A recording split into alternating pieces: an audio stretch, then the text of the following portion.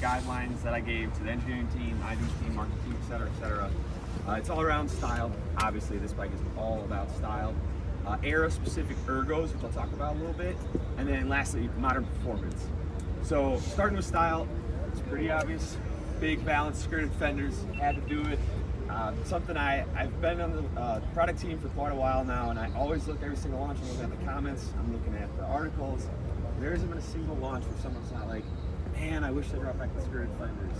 And if you guys had a classic one, how many would you sell? Well, we're excited, 125 years. We obviously brought this to life. It was planned that way. Started with skirted fenders, like I mentioned, up front. It's beautiful. It's actually one piece of aluminum in a deep draw with a stamping. If you're not an engineer, that's essentially a modern marvel. It's amazing what the team was able to do with this. They really pulled it off. It looks really, really good. Front fender, obviously you see the rear fender, same skirted. What you might not notice is it's actually narrower. We did that for two reasons. One, it looks better proportionately. So you put the 180 on the back and it's just a real big fender, so you want to shrink that in. It's got the 150 tire on the rear.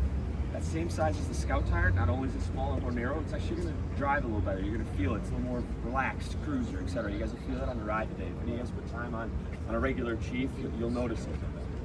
And then lastly, you know, the lit headdress up front. I don't think I could have put skirted fenders on and not put a lit headdress. That's all I would have put on forever. It's iconic to Indian. You recognize it a long ways away. Really important for us. May invent a few rules with the engineering team to pull this off, but they did a nice job.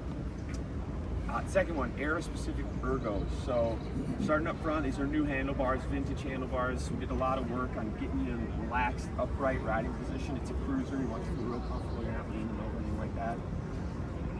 Floorboards, they're not only era-specific, so the original 1940 Chiefs had floorboards on them. They also allow people of all different heights to find the right spot that's comfortable for you, put you in that good ergo triangle. And then, last but not least, the thing I'm absolutely the most proud of is the redesigned floating saddle seat. We totally redesigned this. It's nothing from the old saddle seat. What we did is we took two seats. The messenger seat, I don't know if you guys heard Ola, he's going to talk about it a little bit. The messenger seat was actually on some of the original Indians because we were like, man, we don't know where we're going to start. This isn't comfortable. I've only been using this seat for a long time. We put it on, we're like, okay, there's actually something here. So we sent that to our ergo team. We did heat mapping of all that seat. And then another one, maybe some of you guys might appreciate this. We use a tractor seat. Why do we use a tractor seat? As farmers have been sitting on tractors forever, all day. We're like, what's going on here? Let's just say that generally it just cups you nice, makes you feel good. So those two seats are where we started. We had a bunch of prototypes. I'm sure some engineers still have some sore butts because some of those early prototypes were definitely prototypes. But where we landed is really nice. What you see is this bracket. There's a support arm, this big piece of metal on the outside, and then there's a cover right here. But there's actually inside here, there's a lot of technology they went into basically give it some flex. Now you're not going to feel like you're on a trampoline or a diving board or anything like that. But it gives you flex, you don't notice it. What that does, it reduces a lot of pressure points, which is what makes you want to get off the ride sooner. When I set out and I said I want this to be the most comfortable seat on the Chief platform, and I had a lot of people laugh at me. I made a lot of bets, made a lot of money. Now it's on its slide. But I'm really, really proud of it, and it's just the team knocked it out of the park. It's not a lazy boy by any means. It's not, maybe if you guys have pursuits, not a pursuit seat, but I will say it's the most comfortable seat on the Chief platform. And we didn't know if we were going to say that at the beginning of the program. Put as many miles as we do that now. Definitely can.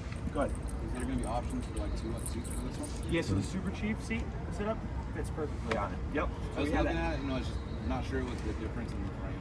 Yeah, nope. So it's really, you just got to take this off, and then there's a cover here as well. And you can put all the seats on there. And that's a good segue as well. All the accessories on Chief will work on this bike. All your seats, etc., etc. So the rear subframe, so we redid the rear subframe and narrowed it up. When we did that, we moved these mounting points. We moved the mounting points, we don't lose our accessory compatibility. So we have a little bracket that essentially, it's a little black bracket, goes here, it goes down, it puts your mounting points in the same as the rest of the Chief, so you get all your compatibility on this model. And then the last one I mentioned is modern performance. So obviously, got the Thunderstroke 116, 120 foot-pounds of torque. It's air-cooled, looks good, it sounds good. We had to put it in the Chief Vintage. You'll notice some of the finishes on there. We've got the non-machine fins and then the silver pushrod tubes and heads. Not only, again, looks good, it's era-specific. So they didn't machine the fins back in the day because simply they couldn't. And then the silver heads actually mimic raw aluminum, which they used back in the day. They didn't paint it. You see it on almost all the Chiefs, and we wanted to bring that through. Two last things. Obviously, digital round. So we had that on the Chief platform since we launched. It's that technology hidden in plain sight. It doesn't ruin from the overall look of this bike. It still gives you that technology riders expect at their fingertips. And then cruise control. Gets overlooked. We've got it on all the Chief bikes. Something people in 1940s probably wish they had, but throw it on this bike as well and just let you have fun. So, you guys have any questions for me?